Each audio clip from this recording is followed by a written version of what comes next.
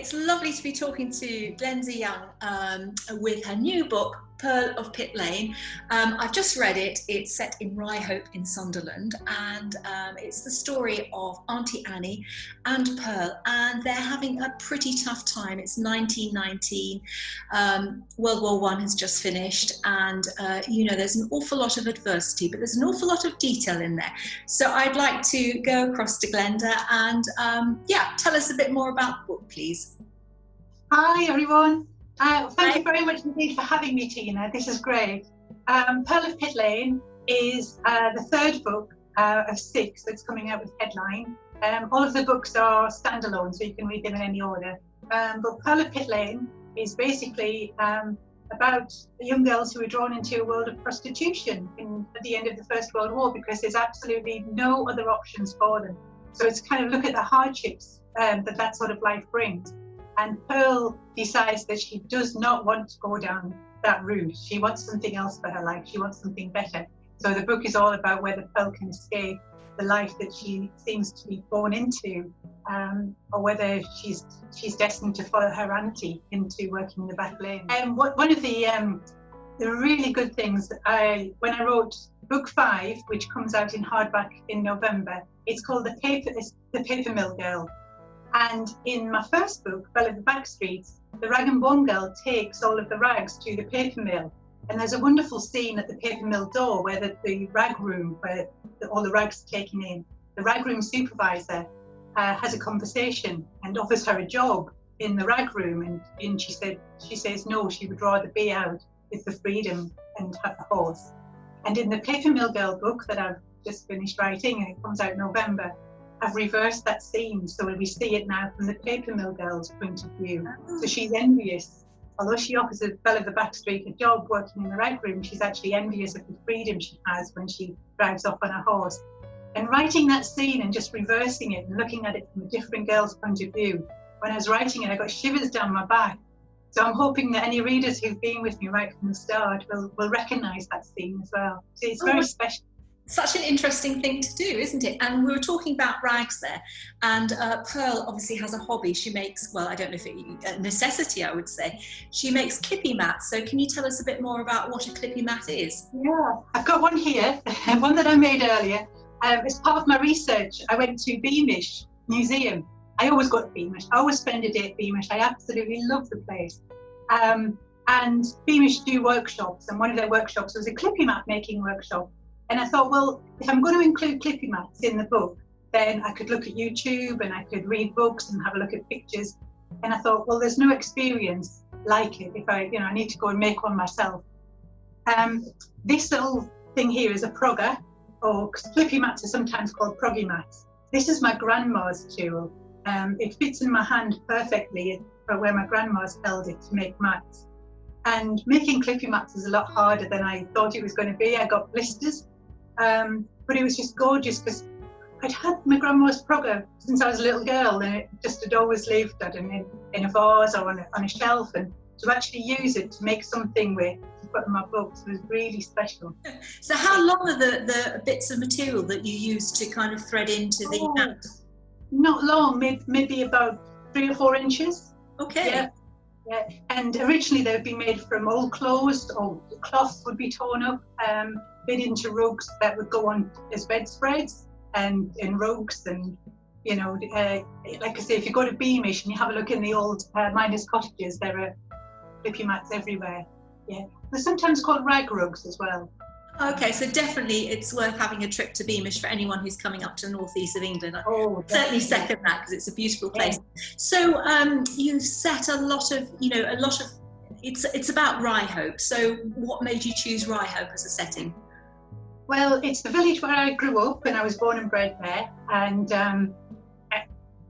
when I decided to write my books, I needed a setting for them. I needed a really strong sense of place. And it's that old saying about going with what you know, write about what you know. So I thought, I'm going to set my books in Ryan. And even though I'd grown up there and spent most of my life there, when I started researching, it made me realise how much I didn't know. I've got a board here. This is, I'm just going to hold it up to the camera. This is the writing board that I use. So it's got a copy of the original Ordnance Survey map, of RYHOPE from 1919. It's got all pictures of RYHOPE. It's got a list of important events at RYHOPE, for instance, when the pit opened and all of that kind of thing. It was a coal mining village, and it also had a farming community as well. So there were these two conflicting sides of RYHOPE, because the coal mining part of RYHOPE was seen as a bit down at heel, and the people who lived there weren't as well off as the people in the village. So there was a little bit of conflict, and I thought it's a perfect setting to set by novels. Is it, you know, lots of poverty, but a really, really strong sense of community, and the women especially. Even if now, if you go to a little village like RYHOPE, it's the women that you'll see that are arranging the community events and putting things together. It's been tremendous. It's been a real eye-opener researching it, and a real labour of love as well. I can imagine. So you had the Ordnance Survey map back in 1919, and today in 2020. Has it changed a great deal, or can you still feel that kind of real, you know, mining, farming community sense of what it was like in 1919? It's pretty much changed a great deal. Has it? Yeah, the pit closed in 1960, and now there's a lovely housing estate where the pit used to be, so that's all gone. But what is in RYHOPE now are memorials to the pits and to the miners who lost their lives there. So there's a couple of memorials, and there are memorial benches around the village green. So you can still go to RYHOPE and get a sense of what it was like. And especially in the village, there's a beautiful village green there. So you can have a wander around, and still some of the old pubs are there you can go and have a look at. And there's a beach as well. So as well as the mining community, the farming, we've also got this gorgeous beach. And the beach comes into all of my books, whether it's romantic liaisons in cliffs and in caves, or whether it's people in danger on the cliff tops. It's all going on, yeah. So I know that one Christmas, so Annie and Pearl are given a gift, a certain fruit. So tell us a bit more about why you decided to introduce that particular fruit. Yeah, this is it. I just happen to have one in the house today. Pineapple. Well, what I wanted to do was give a sense of the exotic in this. You know, if you can imagine the mining community at that time, the air would have been black with smoke all of the time, because this was a huge pit. It employed thousands of men. It was constantly, you know, producing coal. There was lots of work going on. The air would have been black, it would have been dirty, filthy. And I just wanted a little bit of something exotic from abroad coming into that environment. So there's a pineapple makes an appearance. And again, I don't want to give too much away, but they've never seen one before, and they're not quite sure what to do with it. Yeah. So you've got a new book coming out in the autumn. So what happens after? So tell us a bit about that, and what happens after that. Where are you going next? Yes, book 4, The Girl with the Scarlet Ribbon, comes out in October in paperback. I'm getting a bit confused with the books. Yes, it's out now in ebook and audio, but it comes out in paperback in October. And I just want to show you something. When I'm writing, on that board I showed you earlier with the map and the pictures, I also put a visual reminder just to keep my mind focused of what I'm writing about. So when I was writing The Girl with the Scarlet Ribbon, I went out and bought the Scarlet Ribbon just constantly. And when I'm writing Pearl of Pit Lane, there's a red feather, and I'm not going to spoil things too much, but this is the red feather that I pinned to my board when I was writing the book. This book is called The Dressmakers of Fighting Cock Lane, and this is where I found out about the red feather. The red feather is worn in the hat that prostitutes wore in Sunderland back in the day.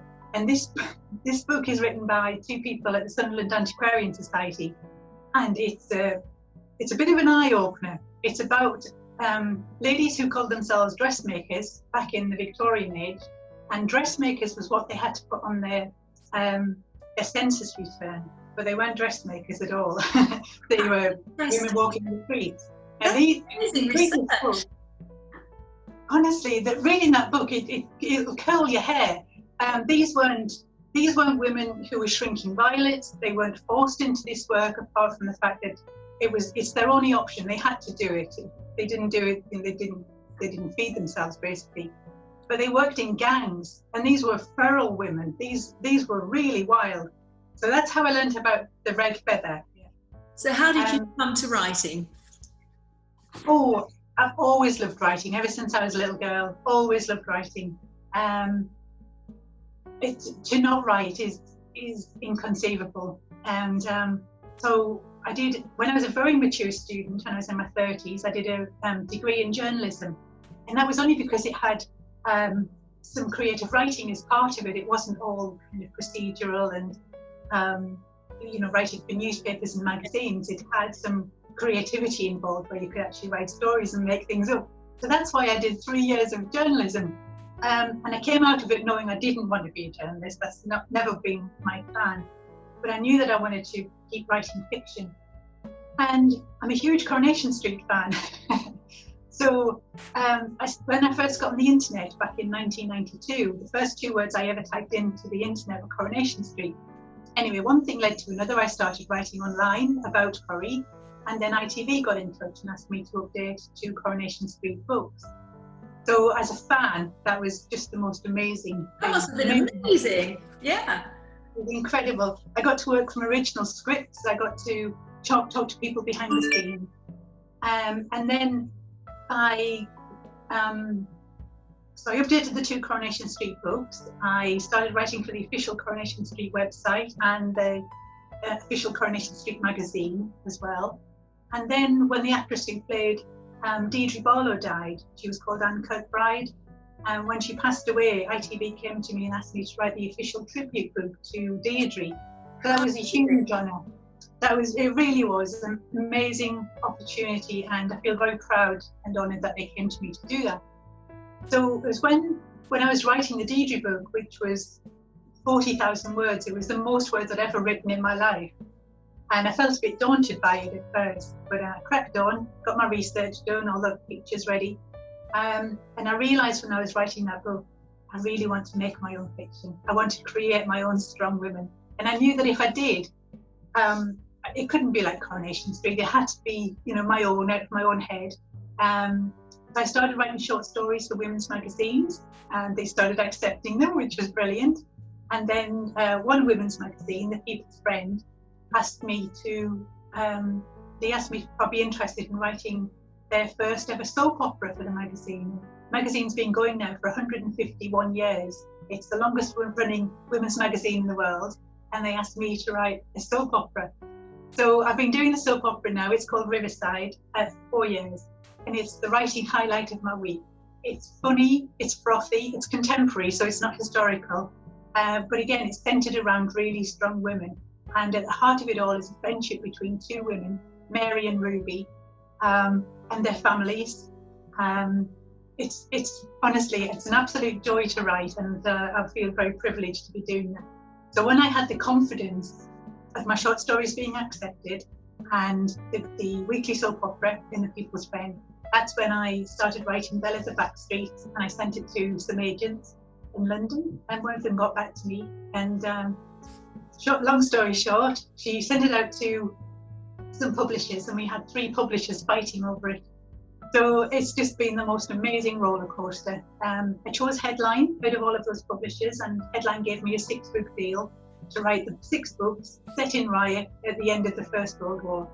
So this week, I've just finished writing book 6. I'm about to start editing it. And then we'll see what happens. I'm not quite sure what's going to happen next. So we'll have to see.